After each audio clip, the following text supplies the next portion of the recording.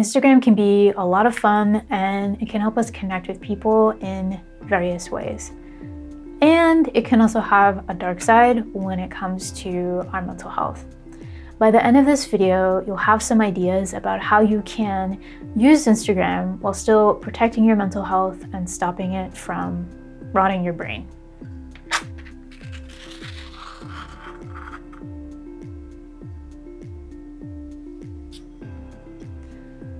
By the way, my name is Dr. Park. I'm a psychologist for teens and college students, and here at Through the Waters, we nurture your mental health, including how we use social media. So if it helps to know this ahead of time, I have Instagram on my phone. I am an Instagram user on a regular basis, and I have experienced the good, the bad, and the ugly of this app. What I'm trying to do in this video with you is look at it as a psychologist and help you navigate it in a way that prioritizes your mental health. To set the scene, let's start with a little research. In 2017, there was a study in the UK on the mental health effects of different social media apps. People between the ages of 16 to 24 self-reported the positive and negative effects of different apps on their mental health. Now, since this was 2017, it was a few years ago, and we do need to keep that in mind. The apps they studied were YouTube, Twitter, Facebook, Snapchat, and Instagram.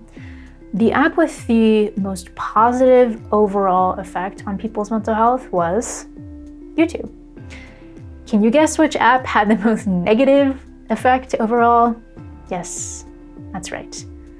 It was Instagram. Hello, Instagram. So let's zoom in a bit more and look at a visual summary of the positive and negative effects that participants reported from using Instagram. Bars on the right-hand side of this image, those are positive impacts. People reported that Instagram positively affected their awareness, access, emotional support, self-expression, self-identity, real-world relationships, and community building. Bars on the left-hand side are showing negative impacts of Instagram. Participants in this study reported that Instagram negatively affected their anxiety, depression, loneliness, sleep, body image, bullying, and FOMO. The overall average weighted score for Instagram was a negative, more so than any other app in the study. In my previous video about how to stop YouTube from rotting your brain, I went down the left-hand side and I specifically addressed topics like sleep, body image, bullying, and FOMO. I don't want to be redundant with you in this video about Instagram, so if you haven't already, watch that video about YouTube and you'll hear my recommendations specific to those mental health areas.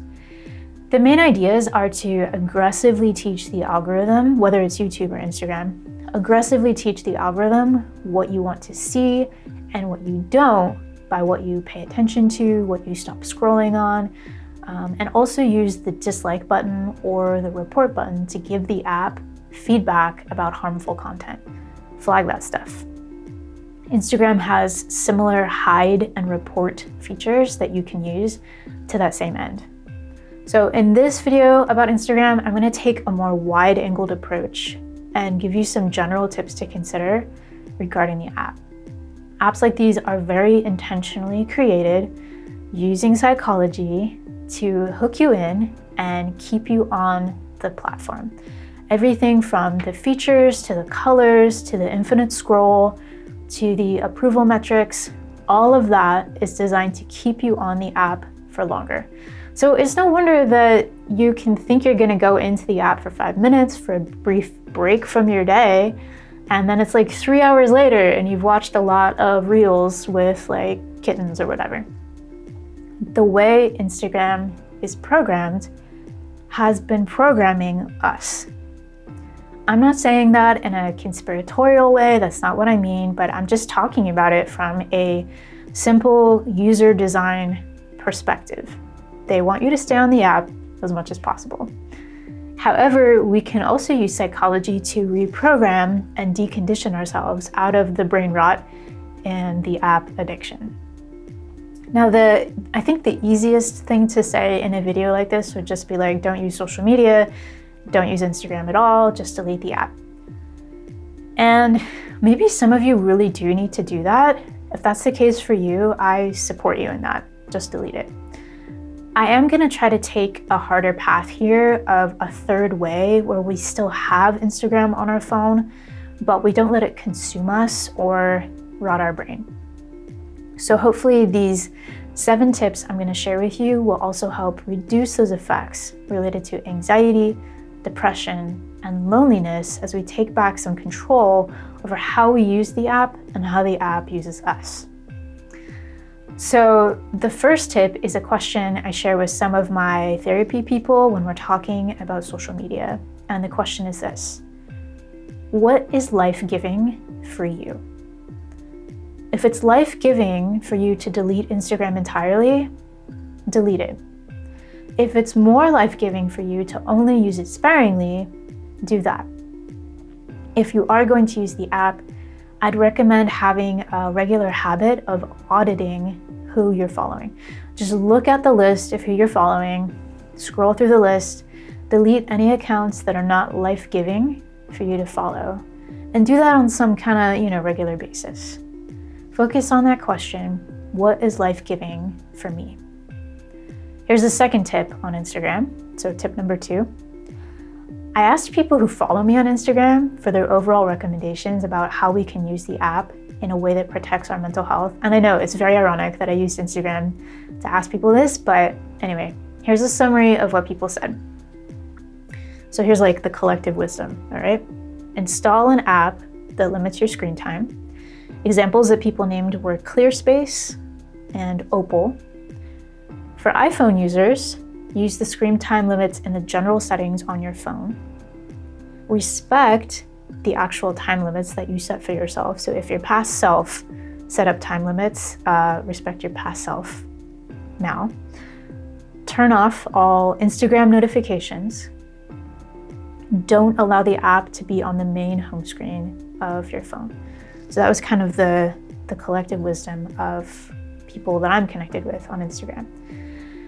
For me personally, what I find helpful in this regard is using the app called Opal, O-P-A-L, to limit my overall use of distracting apps during the day.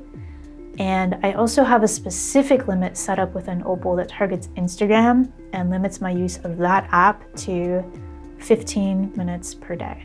And by the way, I don't have any connection with Opal, or there's not like an affiliate link or anything like that. I'm just telling you an example of the app that I use. I also have all the notifications turned off for Instagram so that it can't make any grabs for my attention when I'm not actually actively in the app. And the main idea here is to create levels of friction for your future self who might want to be tempted to use the app more. Make it annoying for your future self to use the app more than you really want to. Maybe even take your cell phone and leave it on a counter in another room of your home so that you create physical distance between you and your phone. The third tip is to challenge you with some more questions. So, what type of person do you want to be? Do you want to be a human who has the attention span of a goldfish, whose mind has somehow inextricably intertwined itself with technology? Do you want to be a screen zombie, like something out of the movie Idiocracy? Or do you want to be a person with the attention span of a monk who can enter into deep inner silence, peace, and contemplation? Do you want to be a person who actually reads books? And those are extremes, right? But there's certainly a middle ground there about who you want to be. But let those questions force you to really think about, who do I want to be? And I want to be the latter. I want to be someone who has the attention span, the peace, the contemplative nature of a monk. I want to be someone who reads books. And I'm not fully always living in that headspace, but that's the direction that I want to go. So please join us if that sounds appealing to you. The reason I'm challenging you with these questions is that Instagram has a fragmentation effect on our ability to pay attention, to be present, and to enter into inner stillness and silence. It is literally rewiring our brains and lifestyles. How could that not directly impact our vulnerability to anxiety, depression, and loneliness? Let's be people who exercise control over our technology and use it for great good, rather than people who are controlled by our technology and allow it to wreak havoc on our souls. Now, that was my third tip. I have 4 more tips for you, I think. 4, 5, 6, 7. Yeah, 4 more tips for you. I have so many ideas about this that I'm going to split this into 2 parts. So this is the end of the part 1 video about Instagram, and to be continued in part 2. So I'll see you there.